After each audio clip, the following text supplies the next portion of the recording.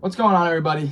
It's Connor, and as you probably know, if you've not been living under a rock for the last 96 hours, the Knicks are up 2-0 on the Celtics right now. They just stole 2 games in TD Garden, and I'm fired up. Fired up is an understatement. I was going crazy when the Knicks won Game 2. The final buzzer went off. Mikal Bridges throws it in the air. I had to bring out an old jacket I wore when the Knicks won just 17 games in 2018. But I've been hearing a lot of people calling these 2 games flukes. And I want to tell you guys about why these games are not flukes, and they are statements. So obviously, first team in NBA history to come back from 2 back-to-back 20-point leads. Back-to-back playoff games, 2 20-point leads. This team has a resilience like none seen before. Last year, this team had a ton of resilience, and I loved that team. This team, you can't even compare them. This team is up here compared to that team in terms of resilience. A lot of teams, when they go down 20 in a playoff game to the defending champs, they would just roll over. Not the 2025 Knicks, baby. Let's go. Shout out Mikal Bridges.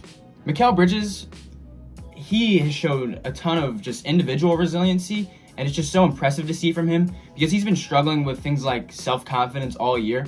And to see him have that game-winning stop in Game 1, the rip away from Jaylen Brown, and then in Game 2, he comes out, scores 14 in the fourth quarter, and then he takes the ball away from Jason Tatum on the last possession, doing it in back-to-back games. I love to see it from him. I'm so happy and proud for him. OG Anunoby obviously had that massive 29-point outing in Game 1, but his defense has been just as good as that in both games. He's been able to get in passing lanes. He's been able to disrupt Jason Tatum. Jason Tatum, we're going to get to that because, oh my, is he struggling.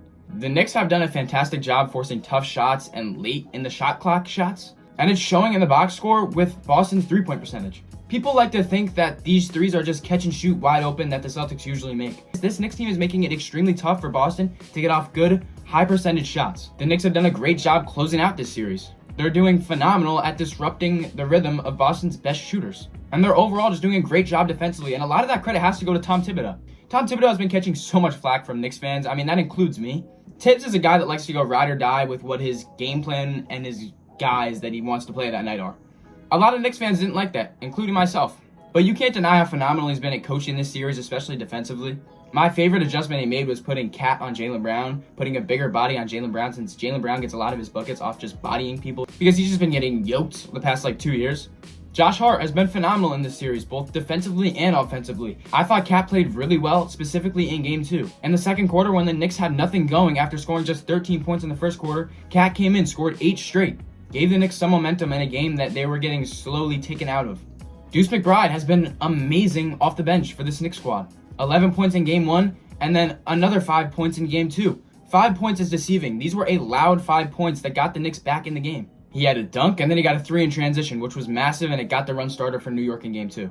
The Knicks also just have a massive mental edge. This Knicks team has nothing to lose. This Celtics team has everything to lose. And that's something that I thought the Knicks weren't going to realize, but it's clear that they have because they've just been playing with such a hunger. They're putting pressure on this Boston team, and this Boston team is folding. It's unreal. Mitchell Robinson has been nothing short of phenomenal in this series. Is there another center that plays with his play style other than maybe Rudy Gobert, who coaches will foul to get off the floor because he's impacting the game too much? Mitchell Robinson can't play offense 5 feet away from the hoop. So much credit goes to Mitchell Robinson for these 2 games. He's been phenomenal this whole run for the Knicks, and it's something that even the box score doesn't really show. He's always affecting shots, he's always hustling, and he has some of the best hands in the league for a guy his size. Last but not least, let's talk about the clutch player of the year. Jalen Brunson has this crazy thing about him where he just becomes the best player in the world in the fourth quarter, hence why he won clutch player of the year. Game 1, he was phenomenal. Even after struggling early on in the game, he hit 4 threes in the second half. 2 of those threes coming back-to-back in the fourth quarter. The guy is just insanely clutch. He's also been holding his own defensively, him and Cat. The Celtics have been hunting Brunson and Cat defensively in this series, and they've both held their own really well. Those 2 are holding their own, which is yet another thing that couldn't be predicted before this series. This Knicks team is shocking everybody. Jason Tatum. Jason Tatum has been really bad. Tatum's shot selection has been horrible. When his shot selection has been good, he's been missing at the rim, and he just can't get a rhythm going for his life, and he's getting embarrassed right now by this New York Knicks team.